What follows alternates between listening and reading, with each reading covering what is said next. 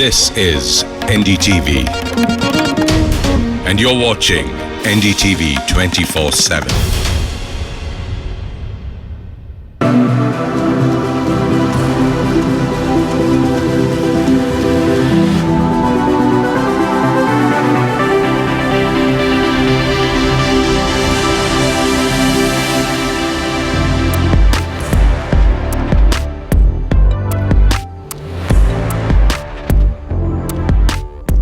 Hello and welcome. Tobacco kills more than 8 million people globally every year.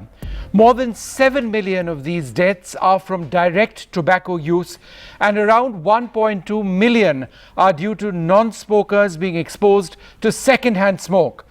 Tobacco smoking is a known risk factor for many respiratory infections and increases the severity of respiratory diseases. A review of studies by public health experts convened by the World Health Organization on the 29th of April found that smokers are more likely to develop severe disease with COVID-19 compared to non-smokers. COVID-19 is an infectious disease that primarily attacks the lungs and hence makes smokers more susceptible to it.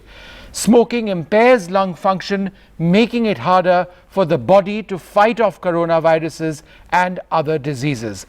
So there's a lot to look at on this program, but a small little point to be made over here. As I do this program myself, it's important for me to share that I am an occasional smoker myself, nothing I'm terribly pleased about. And perhaps as I anchor this program, I'd also be learning a little bit about how it affects all of us, how it affects me. Joining us on this program, Dr. Vinayak Prasad, the coordinator of the No Tobacco Unit of the World Health Organization, Dr. Pratima Murthy, the professor and head of the Department of Psychiatry at NIMHANS and the former head of the Center for Addiction Medicine, and also Dr. Arvind Kumar, founder, trustee of the Lung Care Foundation, one of India's finest chest surgeons at Sir Gangaram Hospital. Thank you all very much for being with us today. It's wonderful to have you. Dr. Prasad, let me come to you first. What is the correlation between smoking and COVID-19? Thank you, Vishnu. And my first advice is it's never too late to quit. So try and quit as early as you can. Tobacco use, as you said rightly, 8 million people die prematurely.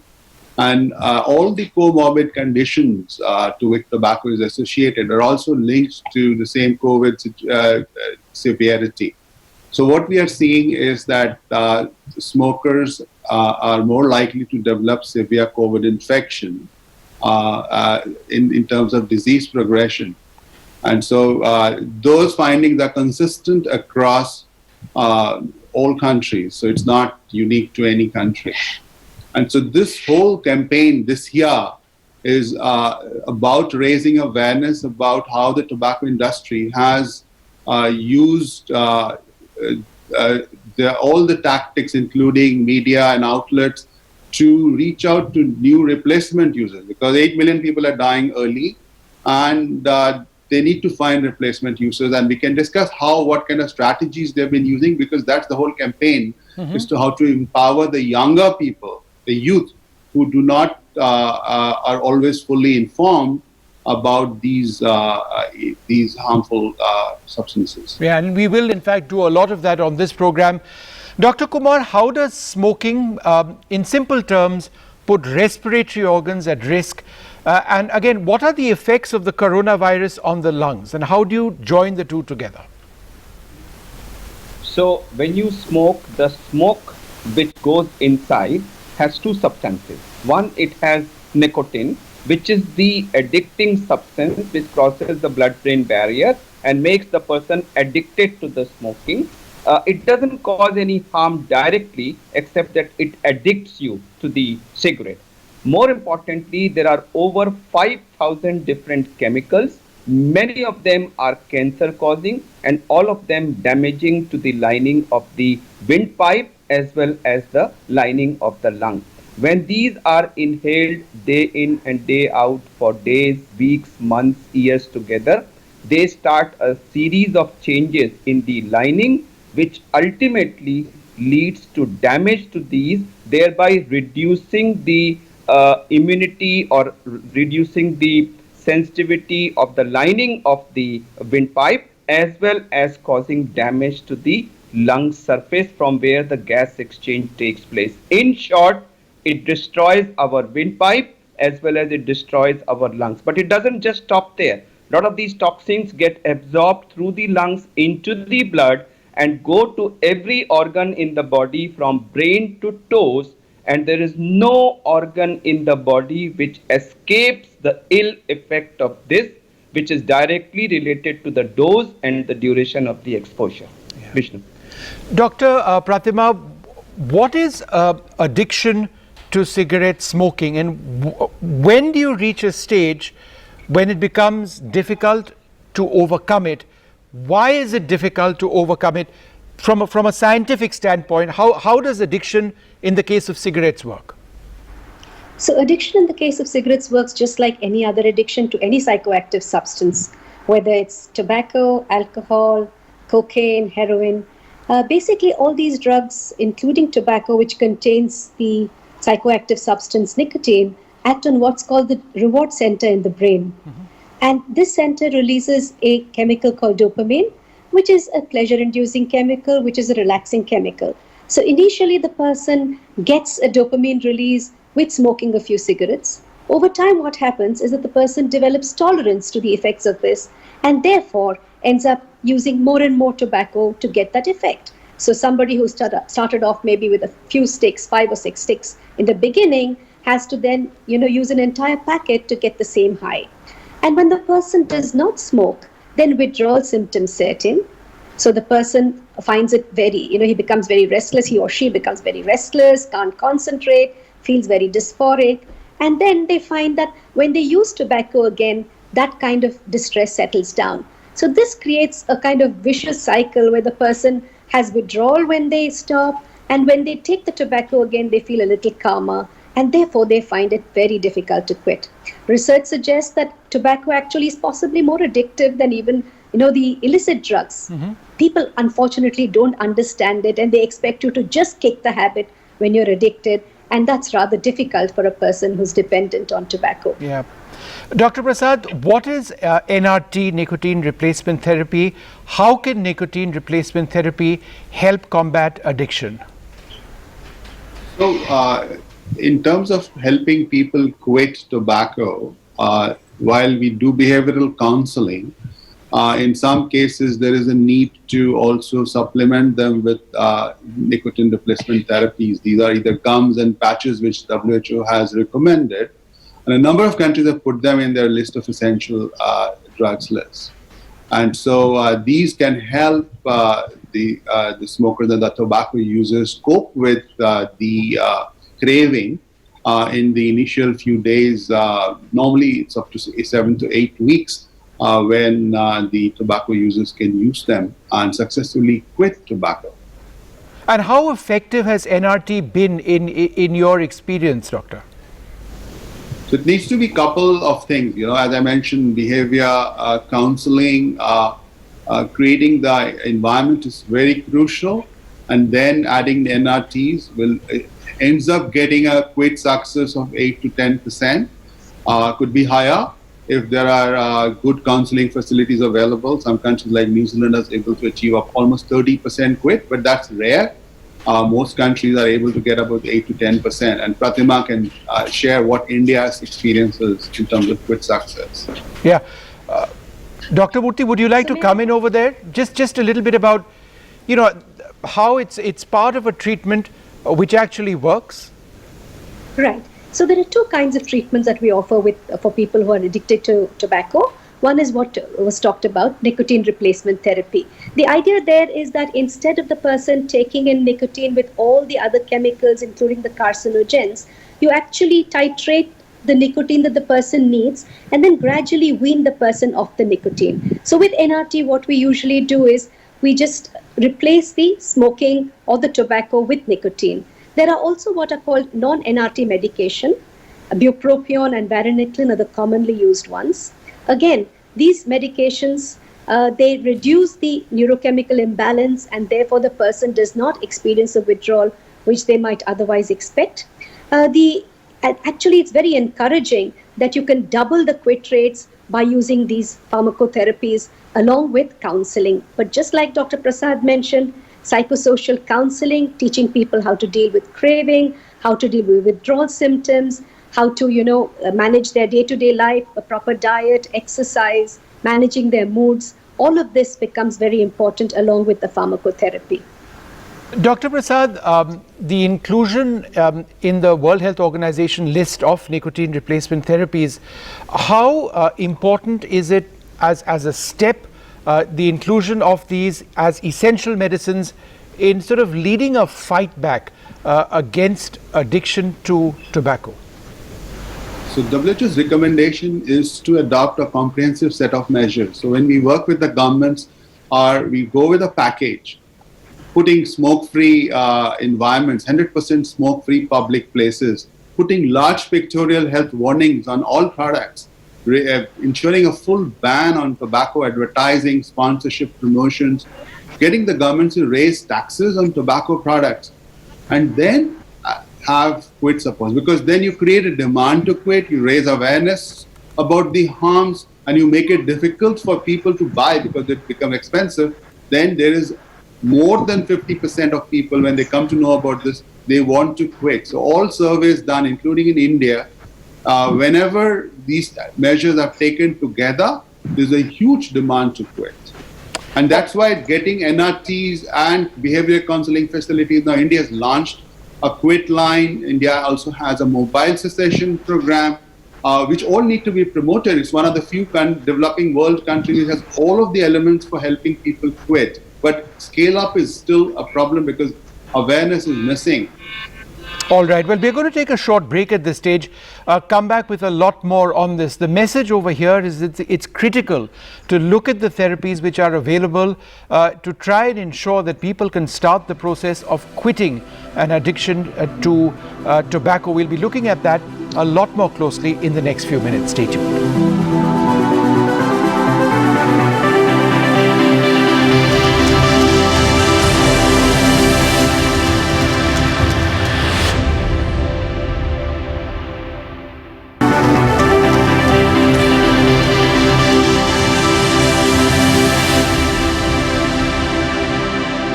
Welcome back. We're looking at the importance of stopping to smoke, addiction to tobacco, and also nicotine replacement therapy. And I want to go back to Dr. Kumar. Again, in the times that we live in now, this incredible, frightening COVID pandemic, why is it particularly important at a time like this to ensure that you stop smoking?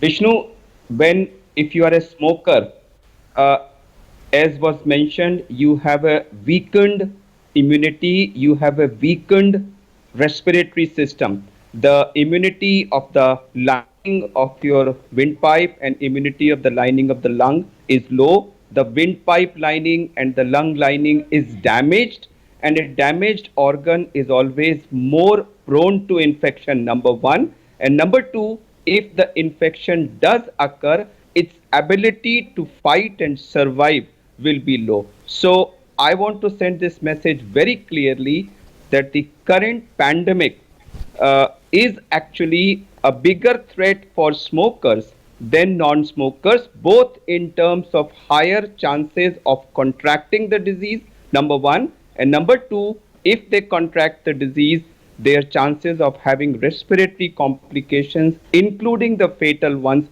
are much higher. So if there was one time for everyone to take a one-time decision and quit smoking, today is the day. Right.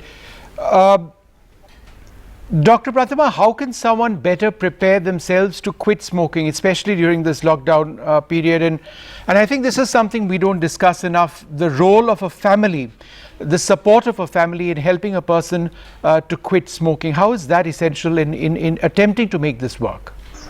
Well, I think that's very important. As I mentioned, a lot of times it's stress as well as withdrawal, which actually makes a person continue to, keep the habit. And therefore, helping the person to deal with the withdrawals is extremely important.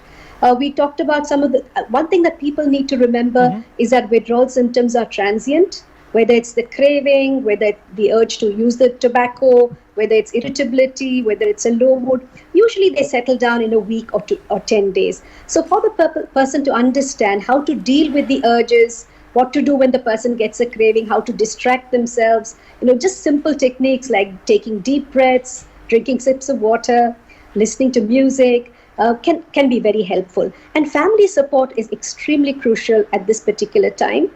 Dr. Prasad also mentioned two important resources we have in the country. One is the M cessation, where people can actually just give a missed call to 011-2290-1701, and they get registered in the National Health Portal, and they get a series of messages on why it's important to quit, how do you set a quit date, what arrangements do you make, how do you handle your craving, your mood, and so on. Similarly, we have a quit line in the country, and at Nimhans, where I work, we run the quit line for Southern India. The number is 1-800-11-2356, and you can actually talk to a counselor who will take you through the entire quitting process. In fact, what's happened during the COVID is that we've had more people, quitting, at least reporting self-quit rates.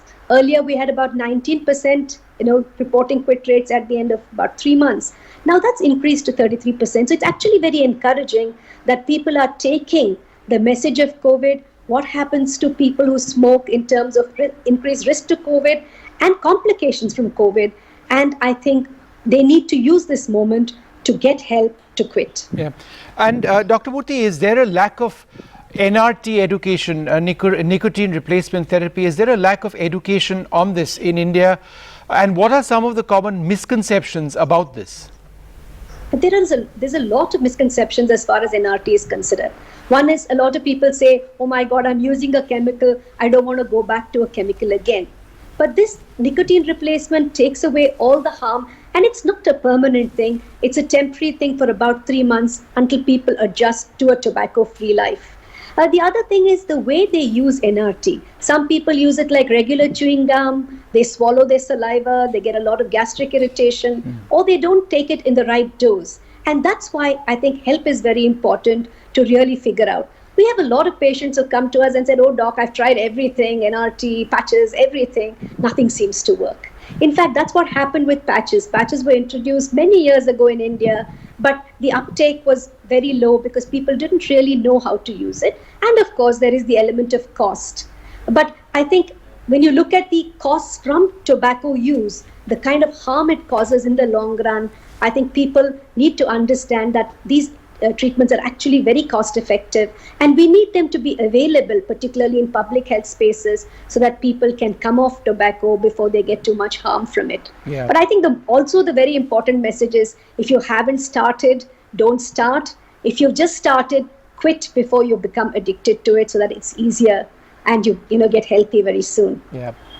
Dr. Prasad, how far has this been successful in other countries, nicotine replacement therapy, as compared to India? How can India drive the penetration of NRT, which the World Health Organization now endorses? So as I mentioned, we've got a number of countries which have put all the packages together, and it's very important. Nicotine replacement therapy alone will not work. So we need to get all other measures in. We need to get counseling facilities in. And again, we can see more than 55 countries have very robust quit line programs and have very robust programs to support the smokers, where NRT facilities, if added in as part of the essential drugs list and as essential supplies, will be helpful. Now, systems have broken down. So, for example, normally a health worker would do a counseling, but now in COVID times, it's becoming difficult. So we're starting to see how we can use technology and create humanoid advisors, counselors. So those are the options we are trying to explore. But my key message would be we need to put all other measures, because unless until you raise awareness, unless if you have mass media campaigns, right, unless until you make it difficult for people to smoke in public places, they're not going to quit. So we have to make it difficult for them to quit, to buy tobacco, then only they'll go for quitting. So we need to look at the package in total. Sure. Well, withdrawal symptoms from quitting smoking can also begin when trying to quit. There's intense craving, sweating, nausea, anxiety, irritability, a headache. These are just a few symptoms. I'd like to thank all our panelists very much for joining us and sharing that perspective. It is very much a question of getting around to starting in case you are a smoker. Nicotine replacement therapy helps you control the urge to smoke and also helps eliminate these withdrawal symptoms as well. It's used to help people quit smoking, and leading global bodies like the World Health Organization have in fact recommended it. In fact, nicotine replacement therapy is scientifically proven to double your chances of quitting smoking, and products like Nicotex can help you embark on this journey. It's time now for us to take a short break.